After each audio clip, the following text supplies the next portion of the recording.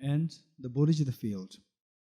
Visualize your two kind parents on the two sides, all your family members, all dear mother sentient beings around you. And the manner in which you visualize them. Here in this case, you are the mother, and all other sentient beings, they are like your very tender children who come so desperate, yearning for love and affection from you, and you are there to embrace them with total love and affection, attention, care.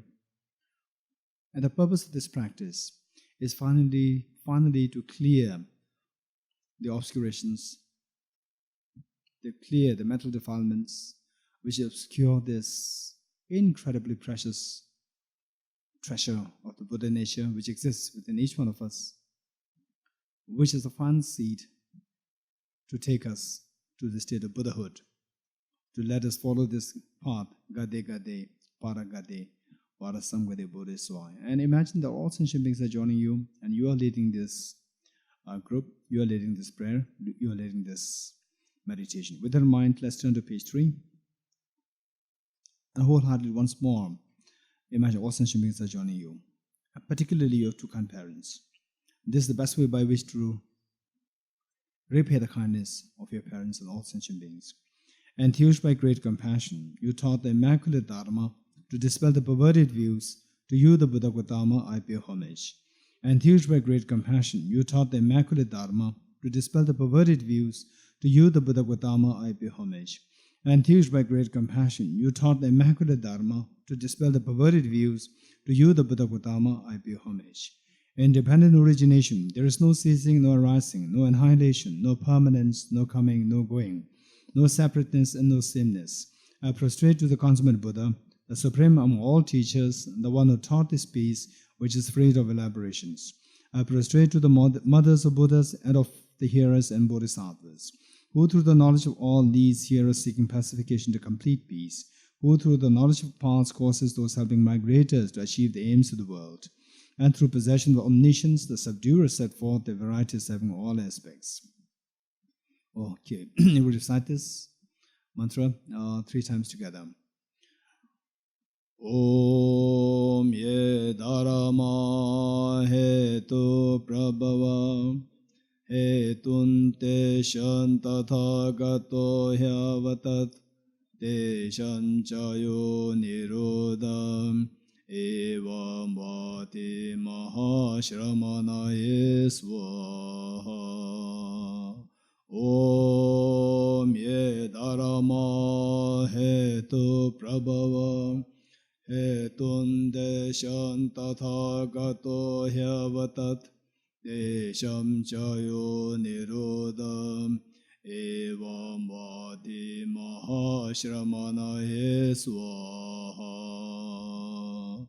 Om ye dharma hetu prabhava hetun desham tatha gato hyavatat desham chayo nirodha evam vati mahashramanaye swaha. The meaning of the mantra, we read together. All phenomena arise from causes. The causes are taught by the Tathagata. The cessation of the causes as well is taught by the great seer. Okay, this mantra is so important. This mantra is so important. This is very much in line with the teaching on the Four Noble Truths. This is the ground. This is the ground for all the teachings of the Buddha. So here it says, all phenomena arise from causes. Om ye dharma hetu prabhava. Hetu is the cause, and prabhava is arising, coming to arising or coming into origination.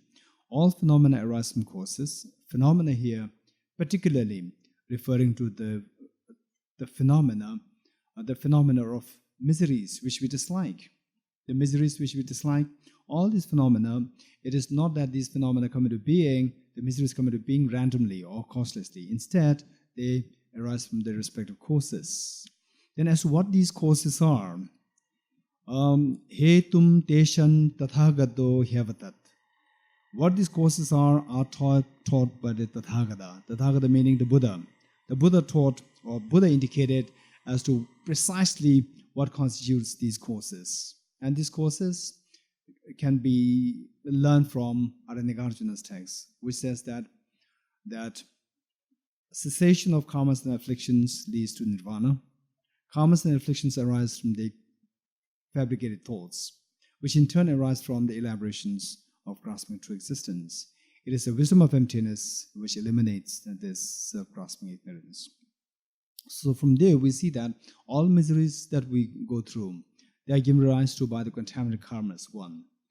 These contaminated karmas in turn are given rise to by afflictions, and all afflictions somehow grounded on ignorance. So finally, the Buddha indicated that it is the self-grasping ignorance which is responsible for all our miseries. And to go very precisely, self-grasping ignorance, when that goes in hand to hand with the self-centered attitude, self-grasping ignorance and self-centered attitude, when the two go hand in hand, then all the afflictions automatically come into being. So it says that all phenomena arise from causes. The causes are taught by the Tathagata. What the causes are, self-grasping ignorance and self-centered attitude, these are taught by the Tathagata, the Buddha.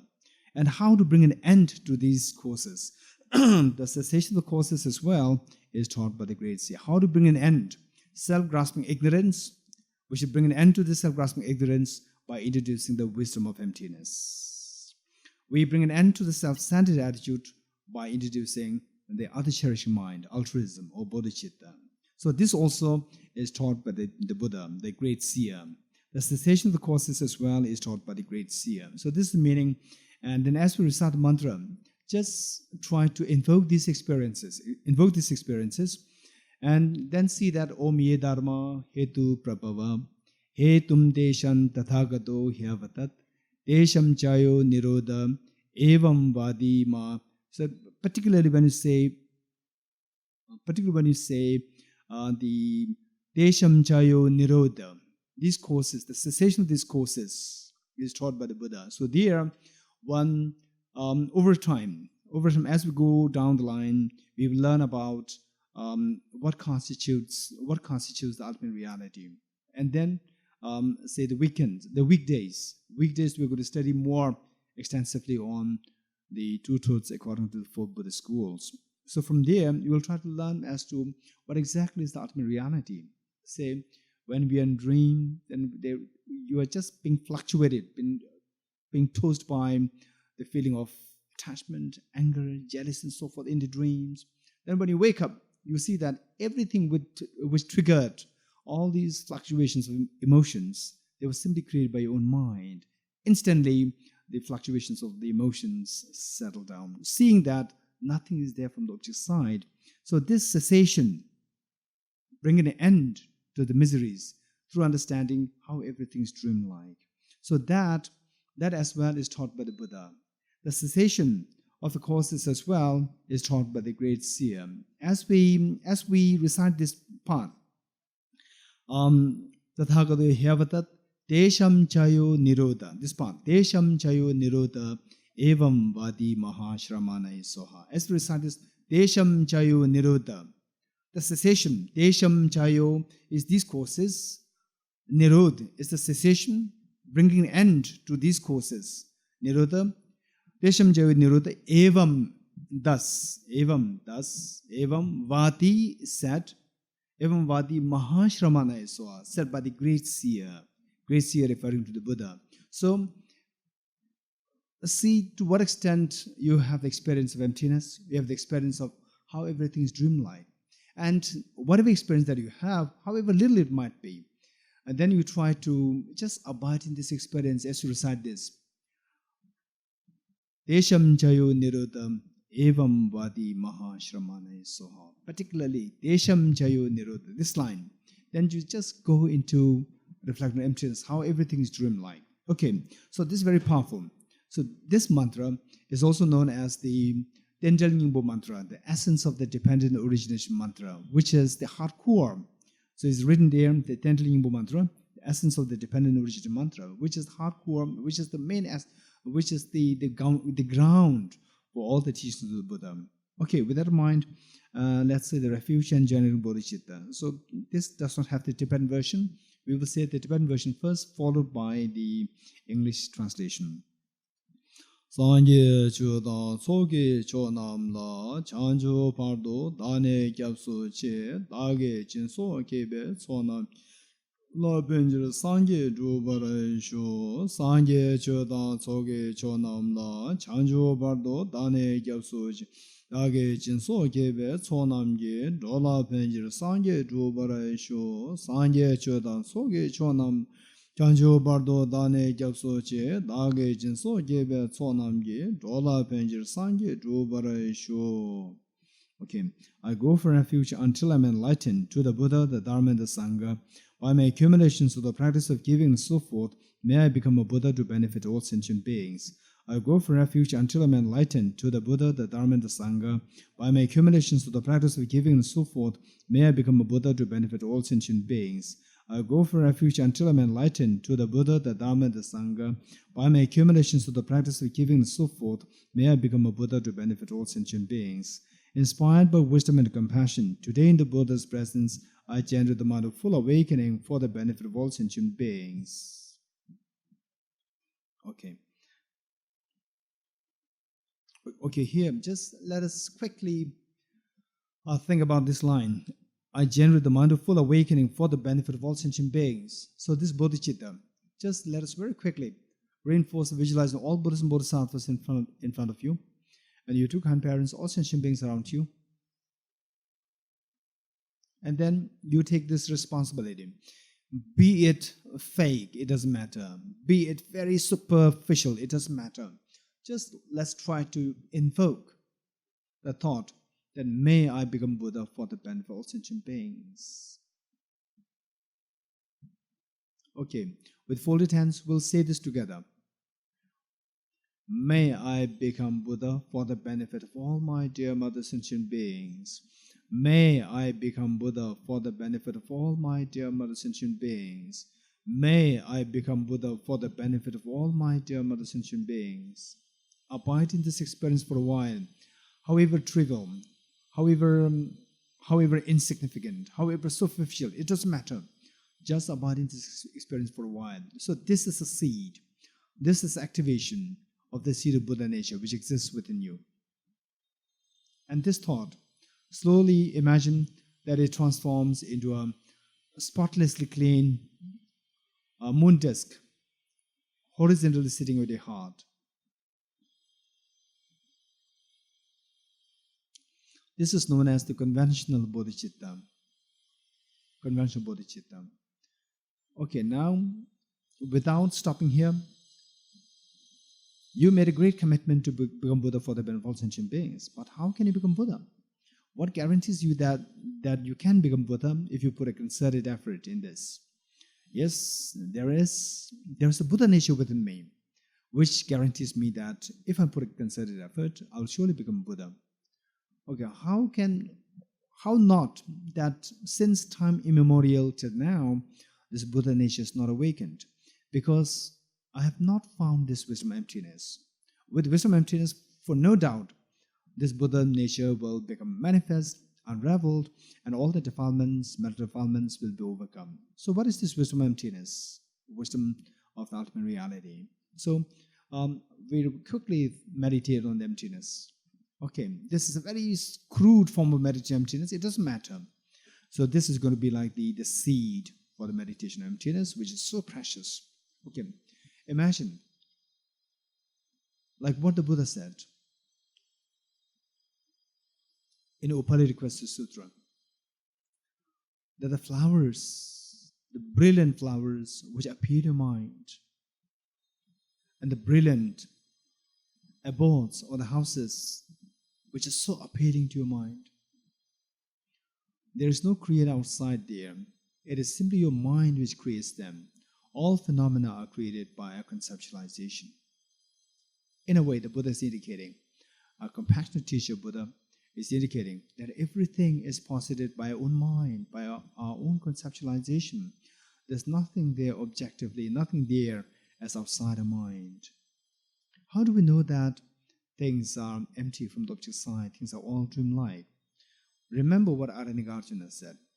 If things are not dreamlike, if things are objectively there, then Arjuna said, if the mirage were to be water, why not those close by the mirage sea water? If the mirage were to be water, why not those close by the mirage sea water? In a like manner, if this self, I, if this self were to exist objectively, not as a dream-like, as so solid out there, why not I see this self as I go closer towards the object? Now let's see whether this self exists as non-dream, as solid, independent out there. Again, for this analysis, remember what Aranyaka said in Mula Madhyamika Karika, that the self or the person is not the element of the earth, not water, not fire, not air, not space, not consciousness, not all of them. Whereas the self are out of these 6 elements. So using this line of reasoning, imagine, just think of yourself. How does this self appear to your mind? As like a dream or as a solid entity outside there, so solidly there? Of course, in the second way, so solidly out there. This is the greatest misconception. This is the greatest illusion. This is the greatest deception which binds us in samsara. So how do we know that this is deception? Okay, so this self is actually made of 6 elements. Element of earth, the solid body that we have. You have the skeleton, which is not you. A skeleton is not a female, is not a male. And you are a female, you are a male. And even the heart, the lungs, the blood vessels, none of these solid parts, element of earth, is this person known as I. Remove all those which are not I. You are looking for this I or the self. Remove all these solid parts which are not you. Now the element of water, the blood which is being pumped in and out by the heart, that is also not you. Remove that. Now the element of fire, the body heat. Others can see you from distance, but they cannot see your body heat. Element of earth, therefore the element of earth, element of fire is also not you. Take this away. Then the element of air that you breathe in and out through your lungs, that is also not you. Take this away. Then the element of space. You are a solid person, and the space is empty. Even the element of space is also not you. Take this away. Then the element of consciousness. The consciousness does not have a gender. It is not male, it is not female. You are male or you are female. And this gender is determined on the basis of the body. The mind does not have a gender, so therefore this mind or the consciousness as well is not the self. Remove this, take this away. What is left now? Nothing is left. Nothing is left. Just abide in this experience for a while. Although this is very coarse meditation emptiness, but this is a very good beginning. Very auspicious and very powerful and a very good beginning. Abide in this experience that taking away all these things which are not the self, then the self is not really there. Just abide in this experience for a while. If this experience were to be sustained, do you see any room for attachment to the self? No, because there is no basis at all to be feeling attached to. And do you feel averse to the self? To feel averse to others? No. All the emotions simply come to an end, come to cessation. The moment I experience this, that this self is empty from which to sigh. Abide in this experience for a while.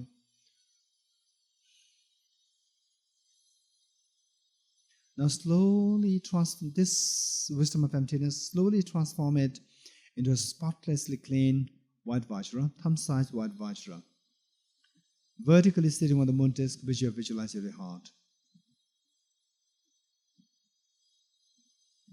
So this moon disk is the conventional Bodhicitta, which is the final remedy to overcome the self-centered attitude. And Vajra is the wisdom of emptiness or the ultimate Bodhicitta, which is the final remedy to overcome the self-grasping ignorance. Once these two are eliminated, it is like cutting the 2 roots. Then, by cutting the 2 roots of the poisonous tree, then however billions or millions of poisonous leaves are growing there, They will all come to dry automatically without you having the need to put any effort to eliminate them. So this is how all our miseries come to an end. And at the same time, your tremendous love and affection towards all your dear mother sentient beings, including your two kind parents. And with this love and affection, imagine this, the set of the moon and Vajra that you visualize at your heart. It multiplies infinite number of times.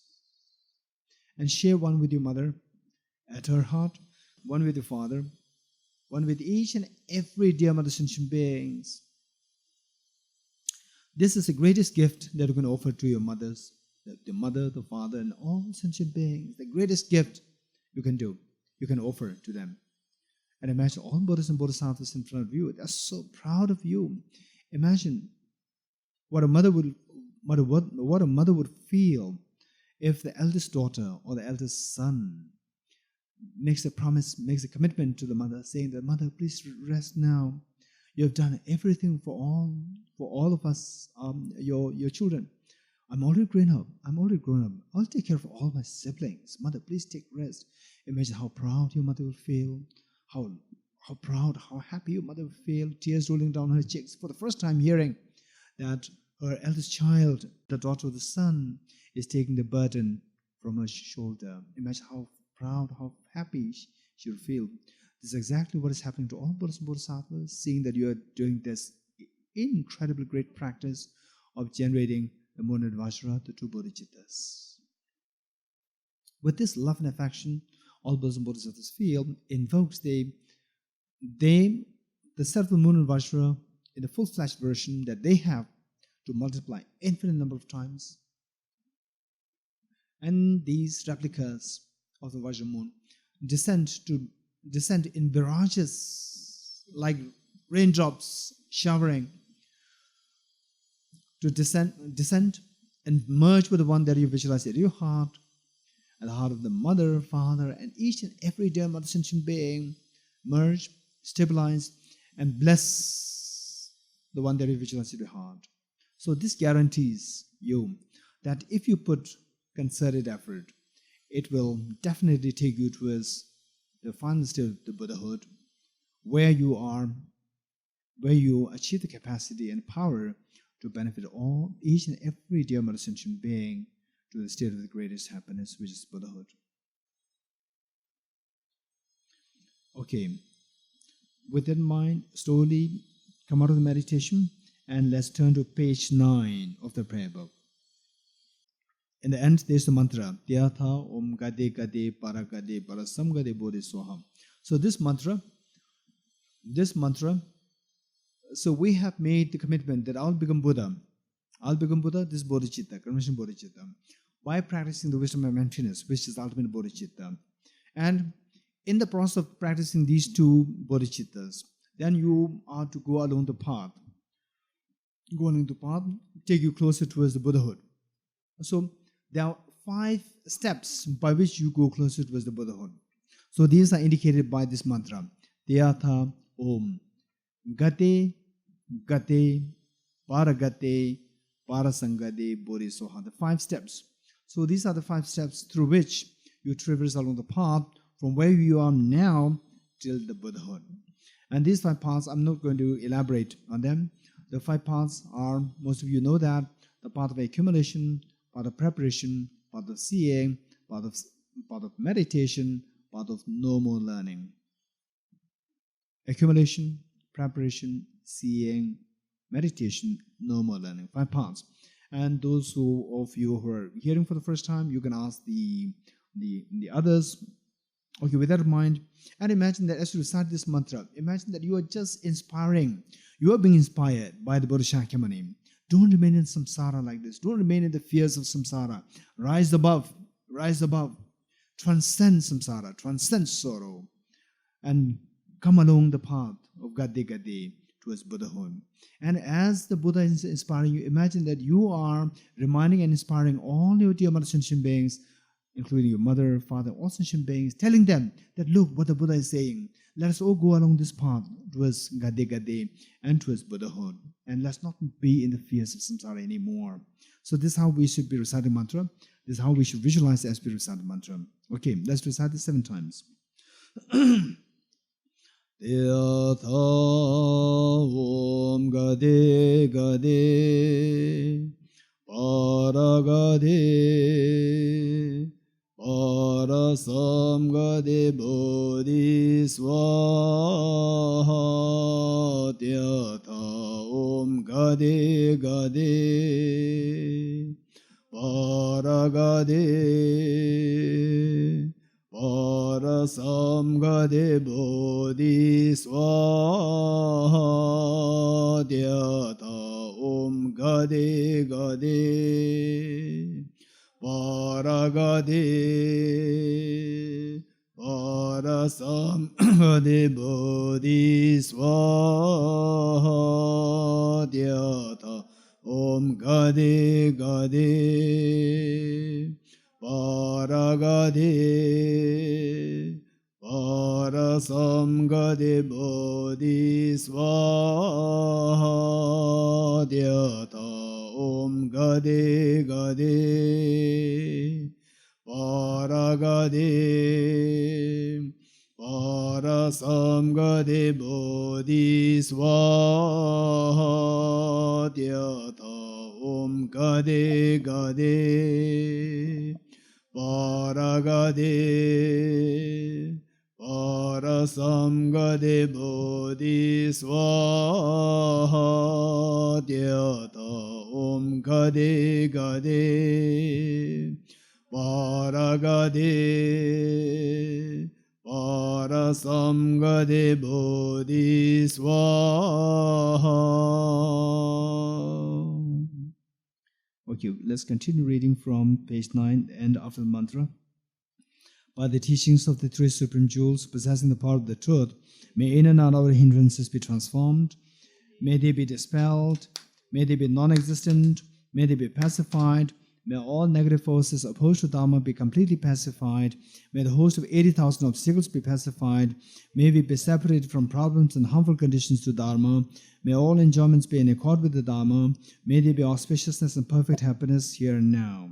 Okay, now let's read the 8 verses of mind training. This is primarily to invoke our compassion and love. So we see that many times, say, we go through difficulties, feeling lonely, depression, stress, and so forth.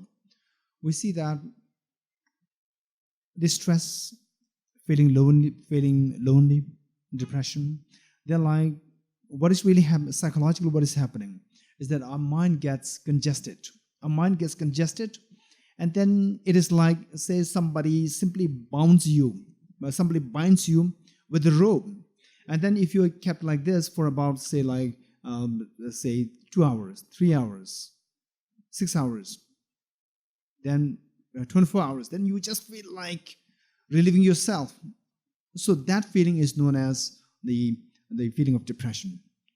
So that when taken to the mind, then this is the expression of depression, expression of loneliness, and so forth. This is a pain of loneliness. This is so acute.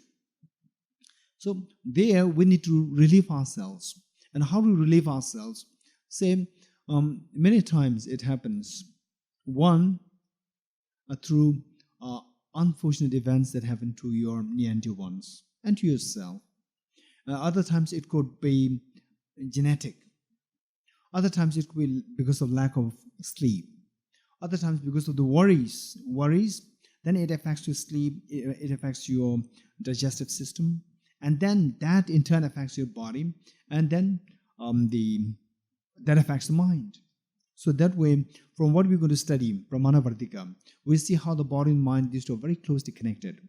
So one way by which to make our, say, the problems, day-to-day problems, like experience of loneliness, and experience of desperateness, and depression, and so forth, it is by trying to expand our mind. How to expand our mind is expanding our love and affection. Conventionally, in the ordinary world, we see that our love and affection is so confined, is so narrow, is so confined to one's near and dear ones. Say to your mother, to your father, to your children, and to your spouse. And then we don't think of expanding this love and affection. And then when this is the state of our thinking, when this is a state of thinking, when something small happens to you, it is seen as so major issue. And then it simply strikes you with a feeling of unbearability. You can't bear it. And then that is seen in the form of depression. So we see that it is because that our thinking, it is being narrowed by the conventional way of love and affection, just to a very close circle. It does not mean that we have to eliminate the love and affection towards the near and dear ones. There's no pride. So what it is saying is that instead of eliminating the love and affection that you already have towards your near and dear ones, in order to free yourself from these pains, so which is actually created by this narrowness of the affection and love that you feel towards the inner circle. So instead of eliminating this love, you expand this love. Keep this love and affection as it is. Don't minimize that. Don't make it small. Simply expand this love and affection towards others. When you do that, then you see that your mind is actually like the rope which binds you. You are removing these ropes. Then what do you feel? You will feel such a relief. You will feel such a relief. This is incredibly precious practice, where your mind will start easing. Your mind will ease as you expand this love and affection. And of course, it is not easy. It will take a little time. We need the practices, constant practice, even to heal our bodily problem, tuberculosis. We have to take the medication for 6 months, at least 6 months, and to heal the chronic illness of our self-centered attitude, our compassion, love confined towards the near and dear ones, to heal this chronic ailment. How can we expect that to be done that just within 1 or 2 days of prayers?